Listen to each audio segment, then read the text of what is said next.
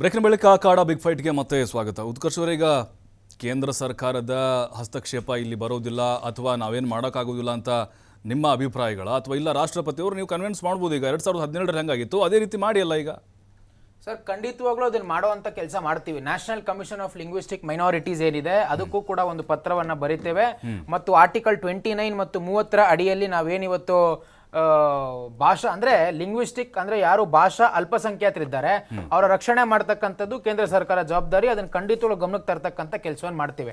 ಈಗ ನಾನು ಬಹಳ ಪ್ರಮುಖವಾಗಿ ಹೇಳ್ತಕ್ಕಂಥದ್ದು ಏನು ಅಂತಂದ್ರೆ, ಇದೇ ಕಾಂಗ್ರೆಸ್ನವರು ನಾವು ನ್ಯೂ ಎಜುಕೇಶನ್ ಪಾಲಿಸಿ ತಂದಾಗ ವಿರೋಧ ಮಾಡಿದ್ರು. ಇದು ನೀವು ಹಿಂದಿ ಹೇರಿಕೆ ಏನ್ ಮಾಡ್ತೀರಂತ. ಅಂದ್ರೆ ಬಹಳ ಸ್ಪಷ್ಟವಾಗಿ ಅದರಲ್ಲಿ ಇರ್ತಕ್ಕಂಥದ್ದು ಏನು ಅಂತಂದ್ರೆ, ನೀವು ಅಲ್ಲಿನ ಮೂಲ ಮಾತೃಭಾಷೆಗೆ ಒತ್ತನ್ನ ಕೊಡ್ತಕ್ಕಂಥ ಕೆಲಸವನ್ನ NEP ಮಾಡ್ತಾ ಇತ್ತು. ಅದಕ್ಕೆ ವಿರೋಧ ಮಾಡಿದ್ರು, ಕಾಂಗ್ರೆಸ್ ಅವರು ಮಾಡಿದ್ರು, ಕಮ್ಯುನಿಸ್ಟರು ಮಾಡಿದ್ರು. ಮತ್ತೆ ಏಕ್ ಭಾರತ್ ಶ್ರೇಷ್ಠ ಭಾರತ್ ಎನ್ನುವಂಥ ಯೋಜನೆಯನ್ನು ಕೂಡ ನಮ್ಮ ಸರ್ಕಾರ, ಕೇಂದ್ರ ಸರ್ಕಾರ ತರುವಂತ ಕೆಲಸ ಮಾಡ್ತು. ಅಂದ್ರೆ ಭಾರತ ಒಂದೇ ಆದ್ರೆ ವಿವಿಧವಾದಂತ ಸಾಂಸ್ಕೃತಿಕ ಹಿನ್ನೆಲೆ ಇರ್ತಕ್ಕಂಥ ರಾಷ್ಟ್ರ ಎನ್ನುವಂತ ಚಿಂತನೆ ಇಟ್ಕೊಂಡ್ವಿ. ಅದಕ್ಕೂ ಕೂಡ ವಿರೋಧ ಮಾಡಿದ್ರು. ಇವತ್ತು ಇದಕ್ಕೆ ವಿರೋಧ ಮಾಡಿದಾಗ ಈ ರೀತಿಯ ಸಮಸ್ಯೆಗಳು ಉದ್ಭವ ಆಗ್ತದೆ. ಈಗ ನಾನು ಹೇಳ್ತಕ್ಕಂಥದ್ದು, ತಾವು ಕೂಡ ಹಿಂದಿ ಬಲವಂತದ ಹಿಂದಿ ಹೇರಿಕೆ ಸಿಕ್ಕಾಪಟ್ಟೆ ಮಾಡಿದ್ರಿ, ಬಹಳ ವಿರೋಧವನ್ನು ಅದನ್ನ ನೀವು ಕಂಡ್ರಿ. ನಾವು ನೋಡಿ ಕೇಳಿ ನಮ್ಮ ಸಂಸದರೇ ಬಹಳ ಸ್ಪಷ್ಟವಾಗಿ ಅದು ವಿ ಸೋಮಣ್ಣ ಅವರು ಇವತ್ತು ರೈಲ್ವೇಸ್ ಅಲ್ಲಿ ಮೊನ್ನೆ ಅವರು ಕೋಲಾರದಲ್ಲಿ ಮಾತನಾಡಬೇಕಾದ್ರೆ ಕನ್ನಡದಲ್ಲೂ ಕೂಡ ಎಕ್ಸಾಮ್ಸ್ ಅನ್ನ ಕೊಡುವಂತ ನಿಟ್ಟಿನಲ್ಲಿ ಕೆಲಸ ಮಾಡ್ತಾ ಇದ್ದಾರೆ.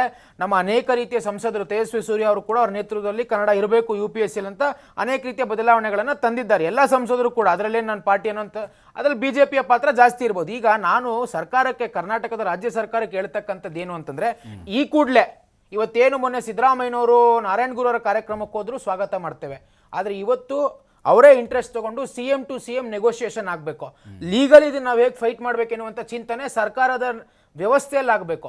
ಮತ್ತೆ ಈ ಕೂಡಲೇ ರೆಸೊಲ್ಯೂಷನ್ ಅನ್ನ ಸರ್ಕಾರ ಪಾಸ್ ಮಾಡಬೇಕು. ಇದನ್ನ ನಾವು ಕಡಾಖಂಡಿತ ವಿರೋಧ ಮಾಡ್ತೇವೆ ಎನ್ನುವಂಥ ರೆಸೊಲ್ಯೂಷನ್ ಅನ್ನ ಎಲ್ಲಾ ಸಚಿವರನ್ನ ಕರೆದು ಕಟು ಪದಗಳಲ್ಲಿ ಇದನ್ನು ಟೀಕೆ ಮಾಡಿದಾಗ ಮಾತ್ರ ಇದಕ್ಕೊಂದು ಬದಲಾವಣೆ ಆಗುತ್ತೆ.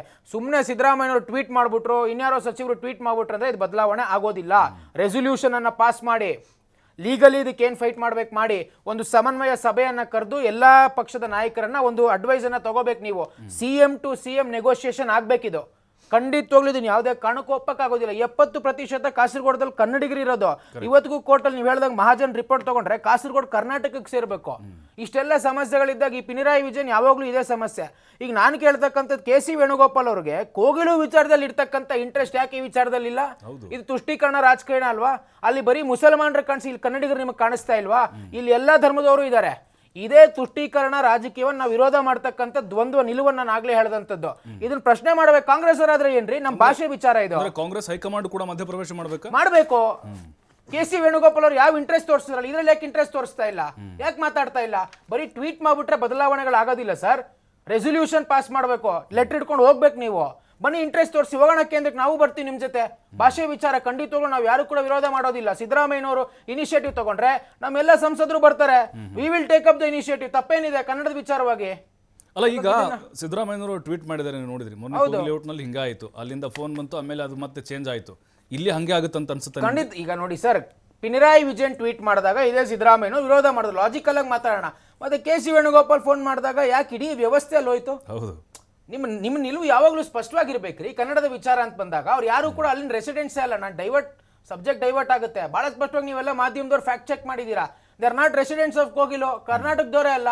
ಅವ್ರಿಗೆ ನೀವು ಏಕಾಏಕಿ ಮನೆ ಕೊಡಬೇಕು ಅಂತ ನಿರ್ಧಾರ ಮಾಡ್ತೀರಾ, ದೊಡ್ಡ ದೊಡ್ಡ ಮನೆಗಳನ್ನು ಕೊಡ್ಲಿಕ್ಕೆ ಘೋಷಣೆ ಕೂಡ ಮಾಡ್ಬಿಡ್ತೀರಾ. ಅಂದ್ರೆ ನಿಮಗೆ ಸೆಲೆಕ್ಟಿವ್ ಈ ಹೋರಾಟ ಇದ್ರೆ ಇದನ್ನ ಬಿಡಬೇಕು. ಕನ್ನಡಿಗರ ವಿಚಾರ ಅಂತ ಬಂದಾಗ ಯಾವುದೇ ಕಾರಣಕ್ಕೂ ಮುಲಾಜಿಲ್ಲದೆ ಕ್ರಮ ತಗೋಬೇಕು. Yes sir. ದೊಡ್ಡ ಸರ್, ಓನ್ಲಿ ವೋಟ್ ಬ್ಯಾಂಕ್ ಅಷ್ಟೇ. ನಿಮಗೆ ಎಲ್ಲಿ ಅದು ನಿಮಗೆ ವರ್ಕೌಟ್ ಆಗುತ್ತೋ ಅಲ್ಲಷ್ಟೇ ನೀವು ಧುಮುಕ್ತೀರಿ. ಇಲ್ಲದೆ ಅದೇ ಒಂದು ಟ್ವೀಟ್ ಮಾಡಿ ಸುಮ್ಮನೆ ಕೂರ್ತೀರಷ್ಟೇ. ನೋಡಿ, ಈಗ ನಿಮಗೆ ಮಹಾಜನ್ ವರದಿನಲ್ಲಿ ಏನಿತ್ತು ಅಂತ ನಿಮ್ಗೆ ಆಲ್ರೆಡಿ ಗೊತ್ತಿದೆ. ಮಹಾಜನ್ ವರದಿಯ ಪ್ರಕಾರ ಕಾಸರಗೋಡು ಕೇರಳಕ್ಕೆಲ್ಲ ಕರ್ನಾಟಕಕ್ಕೆ ಸೇರಬೇಕು ಅಂತ ಹೇಳಿ ಕಾಸರಗೋಡು ಮಹಾಜನ್ ವರದಿನಲ್ಲಿತ್ತು. ಬಟ್ ಆದರೆ ಆಗಿನ ಸಂದರ್ಭದಲ್ಲಿ ಏನು ರಾಜ್ಯಗಳನ್ನು ಒಕ್ಕೂಟ ಮಾಡೋ ಸಂದರ್ಭದಲ್ಲಿ ಕೆಲವು ಜಾಗ ಪ್ರದೇಶಗಳನ್ನು ಬಿಟ್ಟು ಕೊಟ್ಟು ತೆಗೆದುಕೊಳ್ತಕ್ಕಂಥ ಕೆಲಸವನ್ನು ಮಾಡಿದಾಗ ಸೊ ಏನದು ಕರ್ನಾಟಕ, ಈಗ ನಾವು ಮಂತ್ರಾಲಯ ಕರ್ನಾಟಕಕ್ಕೆ ಸೇರಬೇಕಾಗಿತ್ತು, ಅದೋನಿ ಎಲ್ಲ ನಮಗೆ ಸೇರಬೇಕಾಗಿತ್ತು. ಸೊ ಅದೇ ರೀತಿ ಮಹಾರಾಷ್ಟ್ರದಲ್ಲಿ 2 ಜಿಲ್ಲೆಗಳು, ದೊಡ್ಡ ಜಿಲ್ಲೆಗಳು ನಮಗೆ ಸೇರಬೇಕಾಗಿತ್ತು. ಮಡಕ್ಸಿರ ಅಲ್ಲ, ಬಾರ್ಡರ್ ಅದು ಅಂದರೆ ಅನಂತಪುರ ಜಿಲ್ಲೆ ಅವೆಲ್ಲ ನಮಗೆ ಸೇರಬೇಕಾಗಿತ್ತು, ಕರ್ನಾಟಕಕ್ಕೆ ಸೇರಬೇಕಾಗಿತ್ತು. ಬಟ್ ಅವತ್ತಿನ ಪರಿಸ್ಥಿತಿಯಲ್ಲಿ ಕೇರಳ ಸರ್ಕಾರ ಏನು ಮಾಡುತ್ತೆ ಅಂದರೆ ತಿರಸ್ಕಾರ ಮಾಡುತ್ತೆ. 1967 ತಿರಸ್ಕಾರ ಮಾಡುತ್ತೆ ಏನಂತ ಹೇಳಿ ಇದನ್ನ ನಾವು ಇದು ಕಾಸರಗೋಡನ್ನ ಕೇರಳಕ್ಕೆ ಸೇರಿಸಿದ್ರೆ ಮಾತ್ರ ನಾವು ಇದಕ್ಕೆ ಒಪ್ತೇವೆ, ಇಲ್ಲ ಅಂದರೆ ನಾವು ಮಹಾಜನ್ ವರದಿಯನ್ನು ಅಥವಾ ಲಿಂಗ್ವಿಸ್ಟಿಕ್ ಬೇಸ್ಡ್ ಇದನ್ನು ಮಾಡೋದಕ್ಕೆ ನಾವು ಒಪ್ಪೋದಿಲ್ಲ ಅಂತ ಹೇಳಿದಾಗ ಅವು ಅನಿವಾರ್ಯವಾಗಿ ಅದನ್ನು ಒಪ್ಪಿ ಅದು ಕೋರ್ಟಲ್ಲಿ ನಡೀತಾ ಇದೆ, ಕೇಸ್ ಈಗಲೂ ನಡೀತಾ ಇದೆ, ಅದು ಮುಂದುವರಿಯುತ್ತೆ. ಬಟ್ ಇವಾಗ ನಿಜವಾಗ್ಲೂ ಚರ್ಚೆ ಆಗಬೇಕಾಗಿರ್ತಕ್ಕಂಥದ್ದು ಕರ್ನಾಟಕ ಸರ್ಕಾರ ನಾವು ಯಾವಾಗಲೂ ಯಾರ ವಿರುದ್ಧವಾಗಿ